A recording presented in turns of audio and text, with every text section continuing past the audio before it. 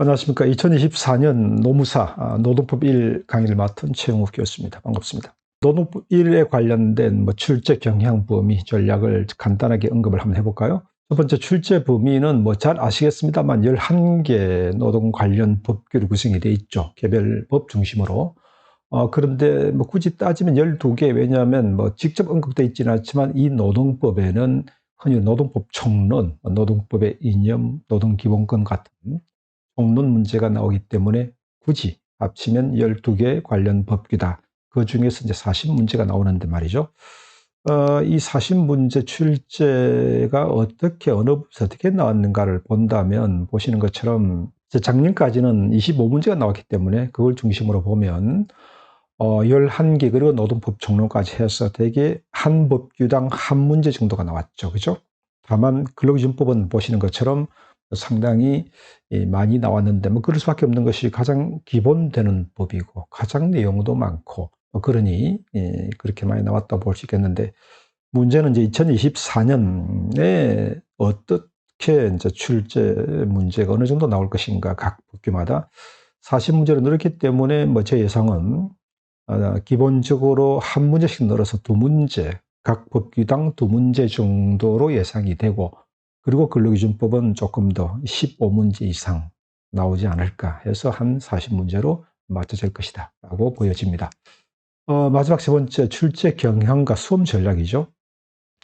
세 개를 요약을 한다면 첫 번째는 어쨌든 문제 수가 늘었단 말이죠. 그래서 어떤 사람들은 문제가 어렵게 나오지 않을까라고 생각하는데 전혀 그럴 수는 없고요. 어쨌든 어떤 문제든 어떤 수험 또 자격시험이든 상중하 난이도가 있기 때문에 그 범위를 넘어갈 수는 없는 것이고, 다만 문제 수가 늘었기 때문에 출제 영역이 좀 확대되겠죠. 그죠?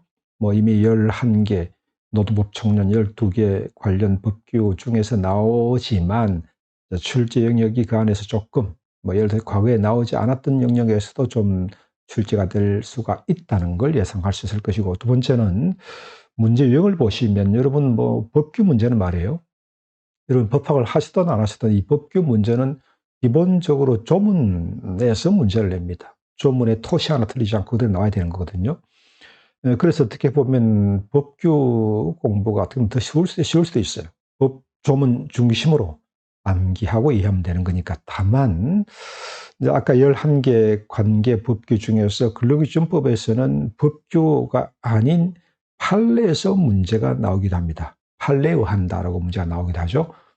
이건 주로 근로기준법 영역에서 판례 중심 문제가 나오는데, 왜 그러냐면 다른 법규 기간제법 이런 법에서 중요한 판례가 많지가 않단 말이죠. 아무래도 근로기준법에서 중요한 판례가 많이 나오지 않겠어요. 그래서 근로기준법 중심으로 판례를 묻는 문제가 나오는데, 그렇다고 해서 여러분이 쫄 필요가 없는 것이, 왜요? 판례 문제가 나온다고 해서 아주 깊이 있게 문제가 나오는 게 아니고, 판례이지만 상식선에서 이해할 수 있는 문제가 내용이 인용되고 있습니다. 그래서 판례 문제라고 해서 너무 그렇게 걱정할 필요 없다라고 생각을 하고요. 세 번째는 이 노동법 이런 개별 관계잖아요. 여러분이 직장인들이 대부분이실 거라고 보면 우리가 상식적으로 알고 있는 내용들, 근로계약, 휴일, 휴가, 임금, 근로시간. 그래서 다만 어차피 이거는 수험 준비이기 때문에 좀 더 평상시 상식적으로 알고 있는 내용을 좀 더 명확하게 개념 이해를 한다는 정도로 접근하면 충분히 1차 대비는 가능하다고 판단됩니다. 이상 수험 전략, 수험 범위 설명을 마치겠습니다.